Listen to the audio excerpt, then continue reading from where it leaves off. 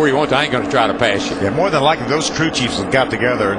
They pitted on the same lap, pitted on lap number 5, said, wherever you go, we're going to follow you. And here's a guy that's won 6 times leading, and Chris Buescher, who just turned 18, making his first ever super speedway start. I think what the 5 car might be doing is maybe he thinks that's saving him a little bit of fuel, not binding the car up, not putting it on, not putting a lot of wheel into it.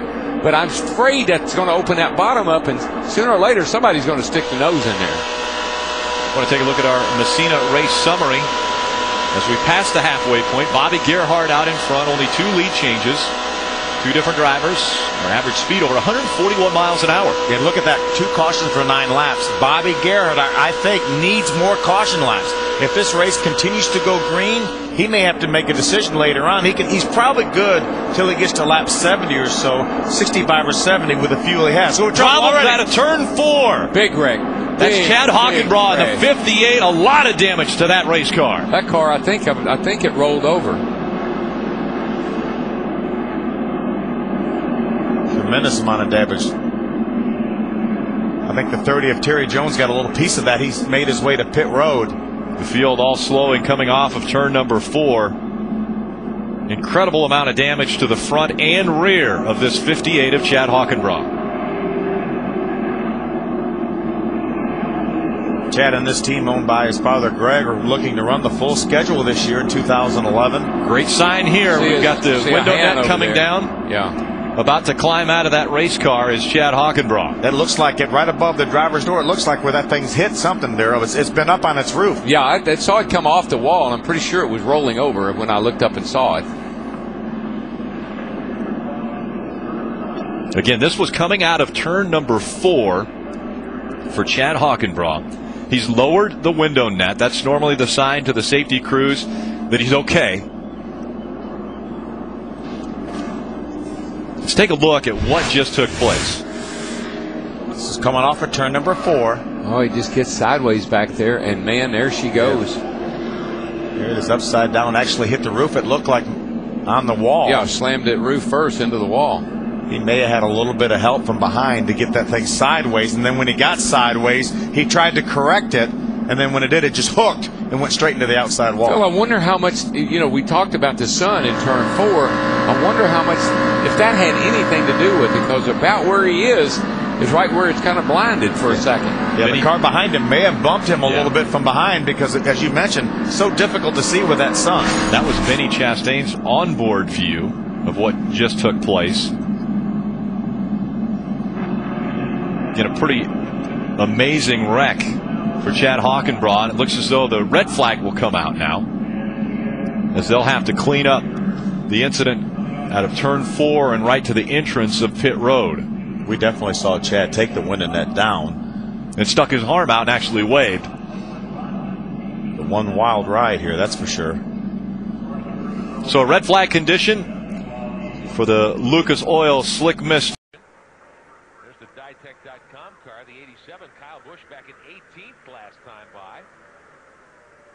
With so many caution periods, there's Kimmel in the 46. Up to the 15th spot. The pack has been shuffled several times. Whoa! Keith Seeger, last year's winner. Big spin, going to the wall. He gets hit. Several cars. Higgins is involved. Boris Said in the 99 is involved.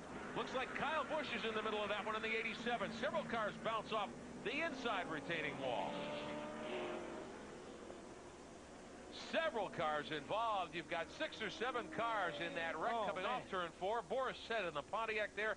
Matt Higgins in the 9. Ken Weaver's involved.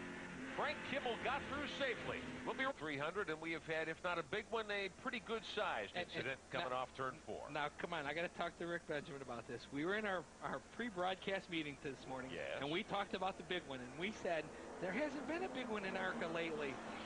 I think this qualifies. I think we just jinxed this one. Well, this isn't a 26-car Winston Cup pileup, Kenny, but it's pretty significant. This is a big crash. Watch Keith Seeger's in the yellow 04 car. Oh, I think he got a flat. You see the car wiggle first? They don't just spin like that by themselves. Right. Boris was first on the scene. These boys, they got nowhere to go. There's nowhere to go. all you do now is you hope that you're trying to steer. Oh, and then Shelby Howard gets involved in it. Shelby got a good job of getting a turn back to the right, so he didn't hit as hard on the left. Tough incident. Seegers in the 04 crossed up in the middle of the corner for whatever reason. Slid up the racetrack. Morris said in the 99, drilled it because he really had no place to go. And then several other cars scrambled. Shelby Howard. There's the Seegers machine. Matt Higgins took a big hit going in through there. Here's on board with Frank Kimmel. I think he made it through this.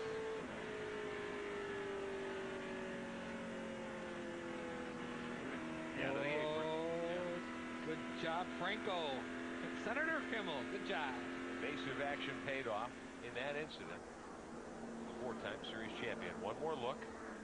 Higgins was right there in the red 9 car to drill the back of the 99. Kyle Busch took a heavy impact. Both ends of the 87 car are significantly damaged. Higgins then hits the inside wall as well. Ken Weaver stops. Shelby Howard stops down there against the wall. And several other cars caught up in it. I believe we see some of the softer wall right, technology down the inside. The inside of that wall is that new soft wall stuff. You're right. Softer. Safety crew on softer. Yeah. Helping Boris Sid climb out of the Pontiac. He's looking around right now, trying to look for a name on the wall that says where he's at. Waving to the fans, and the 99 goes out. Busher, Casey Roderick, and Grant Infinger. Top 6 all staying together. Chad Hockenbrough holds on that 6th spot. There's Tim George Jr. Oh, trouble already. Going into turn number 1, the 59 slides over the wall, jumps over the wall, and is going to hit on the other side. How about the 59 of Buster Graham leaping that wall? Remember how much rain we had here yesterday? That's what postponed this race till today. He picked up speed when he got in the grass. And what a great thing that car was able to stay on all 4 wheels as it leaped over that inside wall, that inside barrier where there wasn't a safer barrier. So it actually ended up helping him. You see the 3-car Brent Brevac also involved there. What an incredible ride for Buster Graham. There's Brent Brevac's car. Short day for Brent Brevac in that 3. But the window net is down.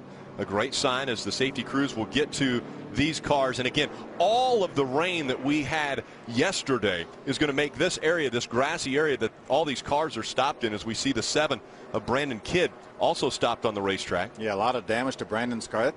It looked like that car picked up speed when it got in the grass, didn't it? Yeah, it did look like it was almost accelerating as it was sliding sideways. Another one of the Venturini Motorsport cars, Tom Birdie in the 35 involved in this one. I mentioned all that rain is going to make it difficult for the safety vehicles to get to these cars in the grass. Let's see what happened here. Something happened to Tom Birdie there. He turns into Kyle Martell in the 43 car, and you see the smoke. These guys had no idea. Watch Buster Graham, the left of your screen here. That is amazing that he leaped that 3-tier guardrail. And then just about went back over it on the other side. On the other side, just about got back over it, but it was caught up. Again, Tom Birdie, hard left turn to make contact with some of the other trucks or cars, and amazingly over that guardrail on the inside of this racetrack. That looked like a high hurdler there. Yeah, a very good one, actually. Here's another view. Look at how high that car was up in the air. You see the access road. Look at the 7 of Brandon Kidd. He got up in the air. That access road really caused those cars to get up in the air. Launched the 59 and the 7. How about that? There is Buster Graham climbing out of that 59. What a wild ride. He will be able to talk about at Pocono. A little bit. Looks pretty good there. Wow, that was an incredible. Look how tall the guardrail is. They just jumped over. That's what that car jumped over. That's over 4 feet tall, that guardrail, and those guys jumped over it, but the car flew over it. Interesting start approach there by the 02 of Williams. He left the outside open, and it actually is going to hurt Tommy Prater more than anybody right there. We see Frank Kimmel get a run to the inside there and pull up to the back bumper. Whoa! Little contact there. Milcaduno gets into the 2, and around they go behind him. Grant Infinger caught up in this. Also, Tommy Hebser in the 77 up into the wall. Caution comes out. More contact. Bolamassis also involved in this. The 19, Donnie Neuenberger. The 3 of Jude Charlson. Look at all the damage. James Hilton, 78-year-old James Hilton with a lot of damage to the 48 car. So maybe a blessing that they were a little behind on that restart. Another view, you see Milka doing it. Now she's going to get out of the throttle right here. When she does, Grant has nowhere to go. He's being shoved by the 99 of Mason Mitchell. Yeah, we saw the rear wheels of Grant Enfinger off the ground completely. Brendan Newberry, the 92, does an awesome job getting by, as well as Mark Thompson. Not sure if Mark made it beyond that or not. I think he did. He's showing 7th right now in the running order. Not too much damage to the 90, I don't think, of Grant Enfinger's. A little bit of contact there with Buster Graham, and the 19 of Donnie Neuenberger comes in and makes significant contact with the 48 of James Hilton. Right along with the 35. See what Milka Duno saw.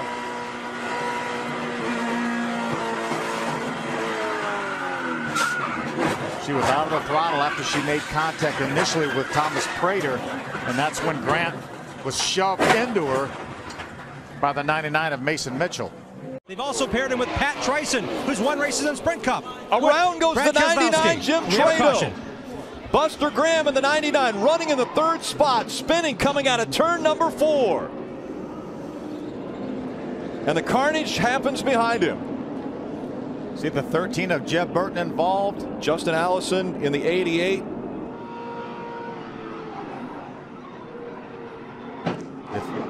Hard contact right there. If it was a tap, it was just the slightest of nudges, but that's really all you need here. Yeah, got him out of shape. Buster Graham goes around, and everyone trying to scatter behind him, trying to find a line through. Mark Thompson couldn't do it. He was first to make contact with Buster Graham.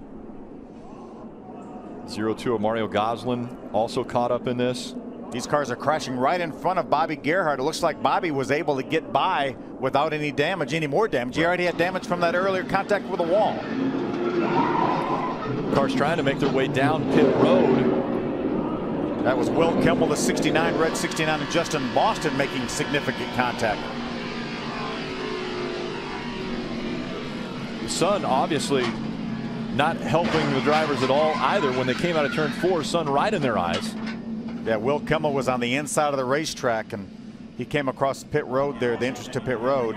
Tempers already high on pit road.